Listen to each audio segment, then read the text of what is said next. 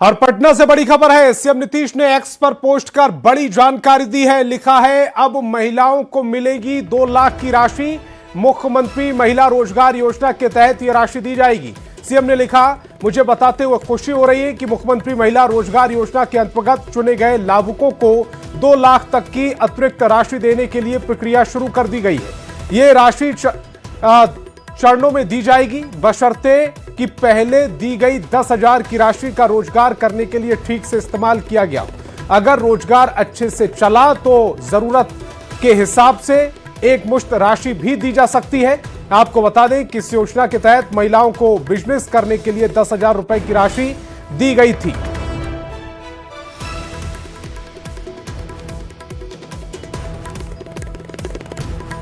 तो पटना से बड़ी खबर है। सीएम नीतीश ने एक्स पर पोस्ट कर यह जानकारी दी है। लिखा है कि अब महिलाओं को मिलेगी 2 लाख की राशि। मुख्यमंत्री महिला रोजगार योजना के तहत यह राशि दी जाएगी। सीएम ने लिखा है कि मुझे बताते हुए खुशी हो रही है कि मुख्यमंत्री महिला रोजगार योजना के तहत चुनी गई लाभुकों को 2 लाख तक की अतिरिक्त राशि देने की प्रक्रिया शुरू हो गई है। ये राशि कुछ चरणों में दी जाएगी, बशर्ते कि पहले दी गई 10,000 रुपए की राशि का रोजगार करने के लिए ठीक से इस्तेमाल किया गया।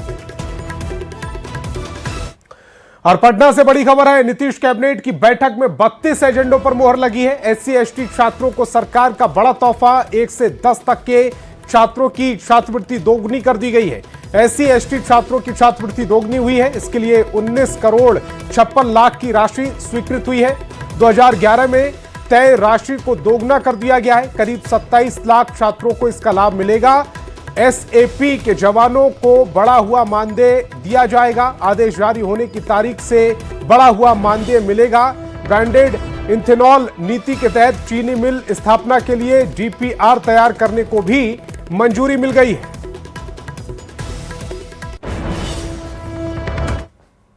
गठन और इसके मेमोरेंडम ऑफ अंडरस्टैंडिंग एवं बायलॉज की स्वीकृति दी गई। सामान्य प्रशासन विभाग का अगला एजेंडा था, जिसके तहत बिहार सरकारी सेवक आचार संशोधन नियमावली 2026 के गठन की स्वीकृति दी गई। अगला एजेंडा पुनः सामान्य प्रशासन विभाग का था, जिसके अंतर्गत राज्य के विभिन्न जिलों तथा अनुमंडल स्तर पर भू राजस्व संबंधी कार्यों के सफल क्रियान्वयन हेतु सामान्य प्रशासन विभाग बिहार के अधीन बिहार प्रशासनिक सेवा के लिए पे मैट्रिक्स लेवल 9 में भूमि सुधार उप समाहर्ता के पदनाम से 101 पदों के स्थायी रूप से सृजन की स्वीकृति दी गई। सहकारिता विभाग का अगला एजेंडा था, जिसके अंतर्गत बिहार राज्य के साथ निश्चित 3 अंतर्गत निर्धारित कार्य के आलोक में अधिष्ठापित होने वाले चीनी मिलों की फिजिबिलिटी को स्टडी करने, उनकी स्थापना हेतु विस्तृत DPR तैयार करने और अन्य सेवाओं के लिए नामांकन के आधार पर राष्ट्रीय सहकारी शक्कर कारखाना संघ लिमिटेड की सेवा एवं इस हेतु विभिन्न दरों की स्वीकृति दी गई। सिविल विमानन विभाग का अगला एजेंडा था, जिसके अंतर्गत नवगठित सिविल विमानन विभाग में विभिन्न संवर्ग के 99 नए पदों के सृजन, वायुयान संगठन निदेशालय एवं उड्डयन प्रशिक्षण निदेशालय में पूर्व से सृजित 176 पदों को विभाग में सम्मिलित किए जाने तथा पूर्व से सृजित 4 पदों के प्रत्यर्पण और कुछ पदों के पदनाम एवं प्रकृति में परिवर्तन के संबंध में स्वीकृति दी गई। अब मैं अपर मुख्य सचिव सामान्य प्रशासन विभाग से अनुरोध करूंगा कि आज सामान्य प्रशासन विभाग से संबंधित एजेंडा के संबंध में आपको विस्तार से बताएं। धन्यवाद। कृपया आप इधर आ सकते हैं।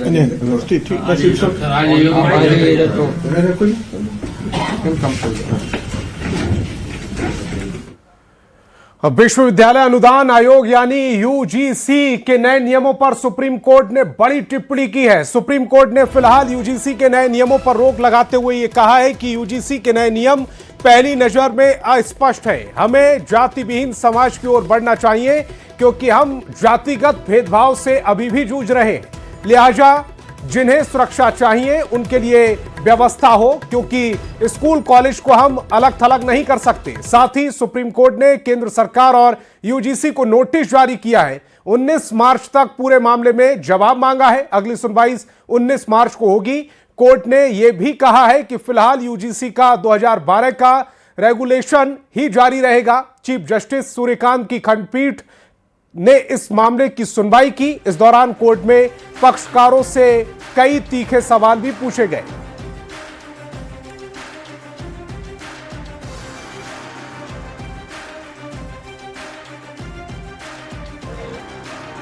आज सुप्रीम कोर्ट के ऑनरेबल चीफ जस्टिस सूर्यकांत जी तथा ऑनरेबल जस्टिस जयमाला बागीची जी की डबल बेंच की कोर्ट ने जो यूजीसी लेकर हमारी याचिकाएं थी, सवर्ण वर्ग की आशंका थी, सवर्ण वर्ग परेशान था, जिसके लिए सभी संगठन, सभी सवर्ण वर्गों के सभी संगठनों ने जो याचिकाएं यहां लगाई, उसमें आज बहुत महत्वपूर्ण निर्णय दिया कि जो यूजीसी का रेगुलेशन गैजेट आया था 2026 उस पर रोक लगा दी है और अगली तारीख 19 मार्च दी है। सरकार को नोटिस किए हैं कि वो जवाब दे, तब तक रोक रहेगी।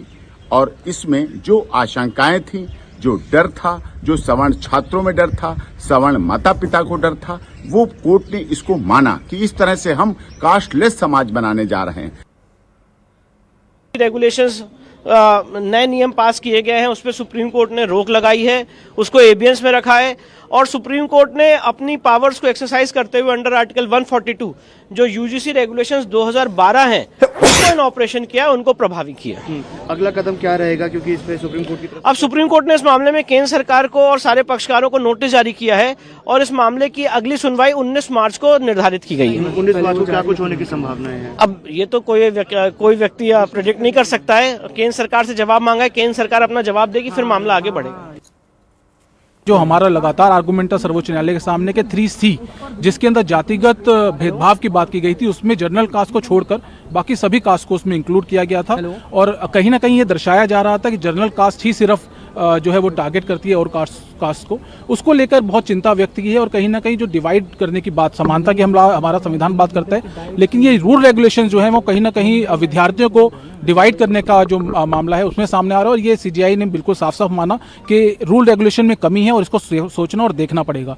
इसी को लेकर उन्होंने कहा, एक सजेशन भी आया है कि एक कमेटी गठित की जाए और उस कमेटी के अंदर जो लीगल एमिनी है, जो लोग एकेडमिक्स के हैं, कानूनी जानकार हैं, उन सबको रखा जाए और दोबारा से इसके बारे में फ्रेम करने के बारे में सोचा जाए। साथ साथ इसको स्टे कर दिया गया है। अब मार्च 2019 की जो है वो तारीख दी गई है। हमारी याचिका इसमें पहली याचिका थी। हमने जैसे इस विषय को देखा और हमें जनरल कैटेगरी के बच्चों का भविष्य अंधकार में लगा, हमारे बीएचयू के एक जूनियर है मृत्युंजय तिवारी, उन्होंने संपर्क किया और हमने यहाँ सुप्रीम कोर्ट में पिटीशन डाली। हमने इसका जो प्रॉब्लमेटिक सेक्शन है, सेक्शन 3C जो कास्ट बेस्ड डिस्क्रिमिनेशन की बात करता है, उसकी कॉन्स्टिट्यूशनलिटी को चैलेंज किया। अभी और भी पिटीशन जैसा आपने पता आ रही है। हम ये पूरी चाहते हैं कि पूरा रेगुलेशन ही वापस लिया जाए, क्योंकि इसमें संभावना है कि बच्चों का भविष्य खराब हो। आज सुप्रीम कोर्ट ने हमारी बातों को माना, क्योंकि हमने ये सुप्रीम कोर्ट को बताया कि यूनिवर्सिटी जो समस्या जाति उत्पीड़न की नहीं है, समस्या यूनिवर्सिटी में जो सर्वमान्य है, पूरी दुनिया में मानी जाती है, वो रैगिंग की मानी जाती है। और रैगिंग चाहे SC ST का बच्चा हो, चाहे OBC हो, चाहे जनरल हो, किसी के भी साथ हो सकता है। करने वाला कोई हो सकता है, क्योंकि करने वाला वहाँ सीनियर होगा और सहने वाला जूनियर होगा। सीनियर अगर SC ST OBC कम्युनिटी का हुआ और रैगिंग सहने वाला जूनियर जनरल कैटेगरी का हुआ, तो उसके पास कोई ऑप्शन नहीं था सिवाय इस बात को, इस अत्याचार को चुपचाप सहने का, क्योंकि अगर विरोध करता तो वो जेल जाता और उसका भविष्य, नौकरी, उसके सारे सपने और उसके माँ बाप के सपने हमेशा के लिए खत्म हो जाते। मैं तो सर्वप्रथम न्यायालय द्वारा लिए गए निर्णय का स्वागत करता हूं और जो लोग ये घटिया राजनीति कर रहे थे यूजीसी के निर्णय को लेकर के,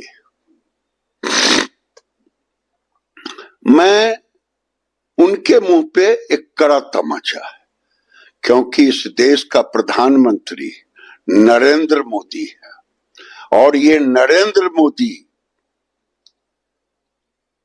ने वही काम किया है आज तक जो अभी तक देश के हित में नहीं हुआ है। चाहे 370 धारा को हटाना, चाहे EWS जो सवर्णों के, गरीबों के, कमजोर के लिए 10% का आरक्षण देना, चाहे शेड्यूल कास्ट, चाहे OBC को सरकार कानूनी मजबूती देना,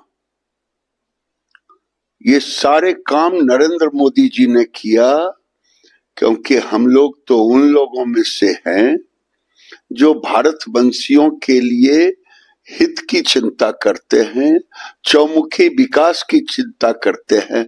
हमारे तो दाहिना हाथ में दर्द हो तो भी मुझे ही दर्द होगा, बाएं हाथ में दर्द हो तो मुझे ही दर्द होगा।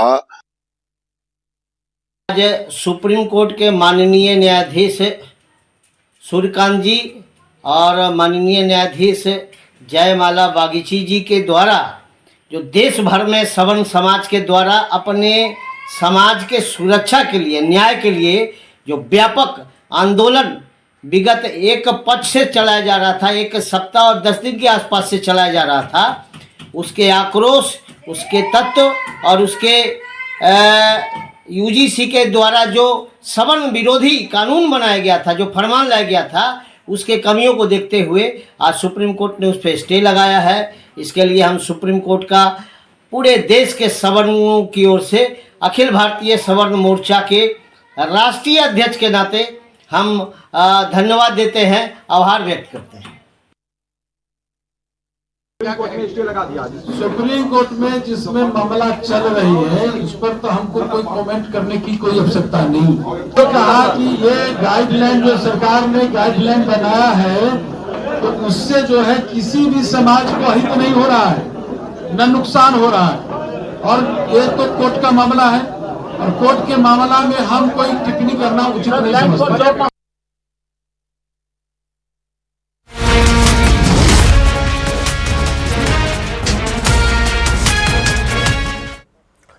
अब बात लॉ एंड ऑर्डर की, और लॉ एंड ऑर्डर में सबसे पहले बात पटना से आ रही बड़ी खबर की। नीट छात्रा मौत मामले से जुड़ी ये बड़ी खबर। पुलिस सूत्रों से मिली जानकारी के मुताबिक एसआईटी की हिरासत में 5 संदिग्ध लिए गए हैं। वीडियो फुटेज और सबूत आधार बने हैं। सभी संदिग्धों से पूछताछ जारी है। इन्हीं 5 में से एक दरिंदा भी शामिल है। एसआईटी जल्द इसका खुलासा कर सकती है। अंतिम दौर में एसआईटी की पूछताछ चल रही है। बड़ी खबर ये पटना से, नीट छात्रा मौत मामले से जुड़ी बड़ी खबर। पुलिस सूत्रों के मुताबिक एसआईटी की हिरासत में 5 संदिग्ध हैं। वीडियो फुटेज और सबूत बने आधार। सभी संदिग्धों से पूछताछ जारी है। इन्हीं 5 में से एक का दरिंदा भी शामिल है। एसआईटी जल्द इसका खुलासा कर सकती है। अंतिम दौर में एसआईटी की पूछताछ है। और गया जी से बड़ी खबर मिल रही है। गया जी में आयकर का छापा है। धान कारोबारी के 3 ठिकानों पर छापा मारा गया। राजेश कुमार गुप्ता के 2 ठिकानों पर रेड डाली गई है। राजेश गुप्ता के सहयोगी पर भी दबिश डाली गई। पार्टनर गौरी शंकर गुप्ता के घर पर छापा मारा गया है। आयकर चोरी से जुड़ा ये पूरा मामला कठोकर तालाब के पास ये छापेमारी हुई है। मानपुर में आयकर विभाग की ये छापेमारी जारी है। इनकम टैक्स ने एक बड़ी कार्रवाई करते हुए धान व्यापारी के घर पर जो है वो छापेमारी की है। यह छापेमारी जो है अगले सुबह जो है वो यहाँ पर जारी है। और देख सकते हैं कि ये पुरानी गोदाम का जो कठोकर तालाब के पास जो है यही वो आलिशान मकान है। राजेश कुमार गुप्ता के घर पर जो है इनकम टैक्स की ये रेड करी है।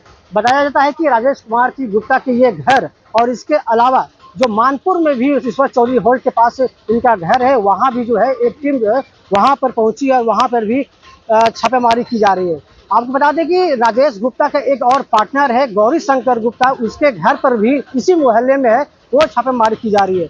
आपको बता दें कि राजेश कुमार गुप्ता और उसका जो पार्टनर पर है इनकम टैक्स की चोरी का मामला जो है वो उसको लेकर के यहाँ पर छापेमारी की जा रही है। आपको बता दें कि राजेश कुमार गुप्ता जो है एक बहुत बड़े जो है वो धान गल्ला का व्यापारी है और यहाँ से ट्रेन के माध्यम से जो है पहले तो ये धान खरीदते हैं और धान तो बड़े पैमाने पर जो है वो ट्रेन के माध्यम से जो है वो दूसरे प्रदेशों में जो है वो वहाँ भेजते हैं। तो एक कह सकते हैं कि जो राजेश कुमार गुप्ता जो है वो एक बहुत बड़ा व्यापारी है और यहाँ लगातार जो है इसके यहाँ छापेमारी की जा रही है। फिलहाल अभी तक इनकम टैक्स के 2 अधिकारी जो है कुछ भी कहने से परहेज कर रहे हैं। इसी समय में या फिर कुछ देर में जो है वो साफ चल जाएगा। फिलहाल गया में 3 जगहों पर जो इनकम टैक्स की रेड चल रही है। एलएनलीली न्यूज 18 गया जी। वहीं औरंगाबाद के बड़े कारोबारी विश्वजीत जायसवाल के आवास पर इनकम टैक्स डिपार्टमेंट की छापेमारी जारी है। विश्वजीत चावल की ट्रेंडिंग बड़े पैमाने पर करते थे और नगर थाना क्षेत्र के न्यू एरिया में उनका आवास है, जहां आयकर विभाग के अधिकारियों की टीम छापेमारी के लिए सुबह पहुंची और फिलहाल छापेमारी जारी है। तो बड़ी खबर औरंगाबाद से। औरंगाबाद के बड़े कारोबारी हैं विश्वजीत और जायसवाल, जिनके आवास पर इनकम टैक्स की छापेमारी जारी है। उत्तर प्रदेश विजिलेंस की टीम ने भागलपुर, बांका और देवघर में 5 ठिकानों पर छापेमारी की। भागलपुर के तिलका मांझी स्थित सत्यम अपार्टमेंट में गगन सिंह के फ्लैट में विजिलेंस की टीम की रेड समाप्त हो गई। गगन सिंह उत्तर प्रदेश के मऊ में खाद्य एवं आपूर्ति विभाग में लिपिक के पद पर तैनात हैं। आय से अधिक मामले में विजिलेंस की टीम रेड कर रही है। सूत्रों की माने तो 30 करोड़ से अधिक की संपत्ति अर्जित करने का मामला इन पर है। वहीं विजिलेंस की टीम अभी कुछ भी बताने से इनकार कर रही है। जायजा लिया है न्यूज़ 18 संवाददाता आशीष रंजन ने। उत्तर प्रदेश विजिलेंस टीम के द्वारा भागलपुर, बांका और देवघर में कुल 5 ठिकानों पर जो है छापेमारी की जा रही है। आप देख सकते हैं कि इसी अपार्टमेंट में जो है, यहाँ पर सत्यम अपार्टमेंट ये है और इसमें जो है टीम यहाँ पर पहुंची हुई है, उत्तर प्रदेश की टीम। और गगन सिंह जो है मऊ में जो है खाद्य आपूर्ति विभाग के लिपिक हैं, उनके ठिकानों पर छापेमारी की जा रही है। 202 नंबर फ्लैट में ये छापेमारी जारी है। आय से अधिक संपत्ति का मामला इन पर है और इससे पहले भी जो है इनके ठिकानों पर पहले भी छापेमारी की गई है। टीम की यहाँ जांच जो है पूरी हो गई है और जो जिस फ्लैट में उनका घर है वो नीतू सिंह उनकी पत्नी के नाम पर है और वो अभी किराए पर है, जिसको लेकर जो है टीम ने यहाँ पर कागजात की जांच की है और जांच अब पूरी हो चुकी है और टीम यहाँ से अब निकल रही है। देवघर और बांका में जो है अभी छापेमारी जारी है और कई चीजें जो है बांका में मिलने की भी बात कही जा रही है, लेकिन अभी जो है अधिकारी जो है इस पर कुछ भी बोलने से इनकार कर रहे हैं। लगातार जो है रेड जो है जारी है और भागलपुर में रेड समाप्त हो चुकी है। आशीष रंजन, न्यूज़ 18 भागलपुर। बड़ी खबर बक्सर से, जहां कस्तूरबा आवासीय विद्यालय में एक छात्रा की संदिग्ध परिस्थितियों में मौत हो गई। छात्रा का नाम मोहनी कुमारी है, जो मूक बधिर थी। मोहनी कक्षा 7 में पढ़ती थी। इस घटना के बाद मौत के कारणों को लेकर जिला प्रशासन जांच में जुट गया है। बताया जा रहा है कि छात्र की तबीयत सुबह से बिगड़ने लगी, जिसके बाद उसे इलाज के लिए चौसा PHC ले जाया गया, जहां डॉक्टर ने छात्रा को मृत घोषित कर दिया। जरूर है सर, लापरवाही है। मेरे यहाँ लगभग 8 बजे के करीबन फ़ोन आया कि आपकी बच्ची की तबीयत खराब है। हम वहाँ पहुँचे तो बच्ची मृत हालत में हमको मिली। इससे ये जाहिर सी बात है कि लापरवाही बेबुनियाद है। जरूर लापरवाही है स्कूल। क्या मांग कर रहा है? मांग उचित न्याय मिले हमको, उचित जांच हो, निष्पक्ष जांच हो।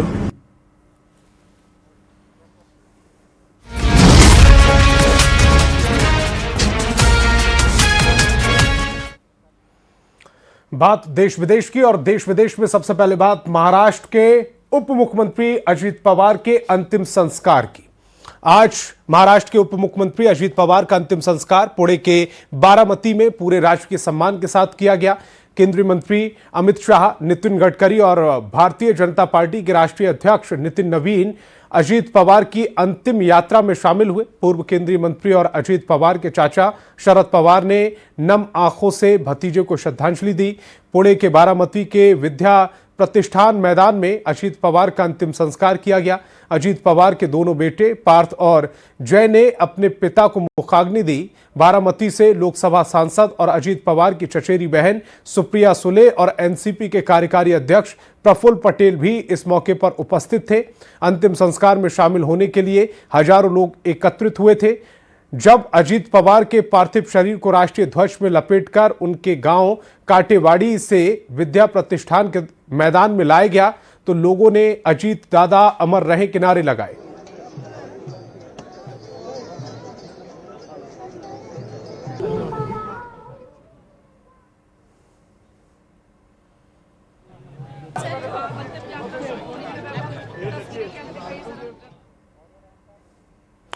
सीधे आपको वीटिंग द रिट्रीट सेरेमनी में लेकर चलते हैं। The sky embracing the dark and the day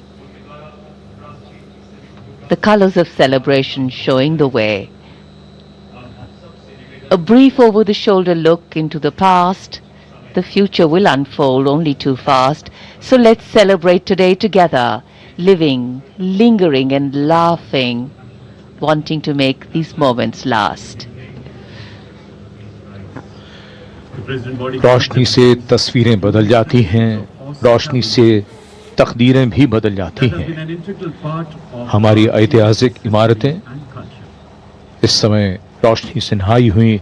Vijay Chowk के आसपास ये इमारतें नॉर्थ ब्लॉक, साउथ ब्लॉक, और अंधेरा तभी तक है जब तक रोशनी नहीं है। बाईं ओर ये साउथ ब्लॉक, बीच में राष्ट्रपति भवन का गुंबद और दाहिनी ओर नॉर्थ ब्लॉक। रोशनी का ये खूबसूरत मंजर।